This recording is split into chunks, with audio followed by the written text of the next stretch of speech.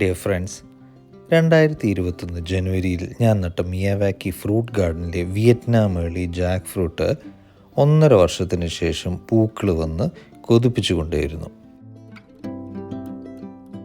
ഇടയ്ക്ക് lateral branches കൂട്ടാൻ വേണ്ടി മണ്ട വെട്ടി പ്രൂൺ ചെയ്തുകൊണ്ടിരുന്നു. അങ്ങനെ 3 വർഷത്തിന് ശേഷം വന്ന ചില പൂക്കൾ വെറുതെ ആയില്ല. അത് കായ്ച്ച് വളർന്ന് വലിപ്പം വെച്ചുകൊണ്ടേയിരുന്നു.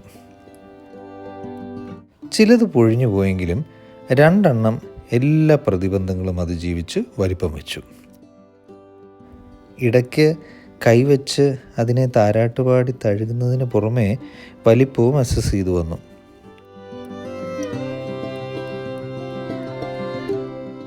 അങ്ങനെ 4 മാസത്തിന് ശേഷം ചക്ക പറിച്ചു.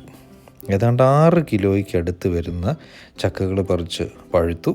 മഴക്കാലം ആയതുകൊണ്ട് പ്രതീക്ഷിച്ചത്ര മധുരമില്ലായിരുന്നു, ഒരു ആവറേജ് മധുരം.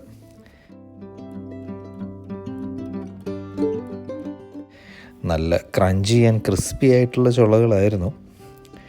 ഇളം ഓറഞ്ച് നിറത്തിലുള്ള ചുള കൊണ്ട് വൈഫ് പിന്നീട് നല്ല സ്വാദുള്ള ജാക്ക് ഫ്രൂട്ട് ഐസ്ക്രീം ഉണ്ടാക്കി. അടുത്ത ചക്ക സീസൺ വരുന്നതുവരെയുള്ള ഒരു കാത്തിരിപ്പോടുകൂടി നിങ്ങളുടെ സ്വന്തം ഗ്രീനർ വേൾഡ് വിത്ത് ജോജി.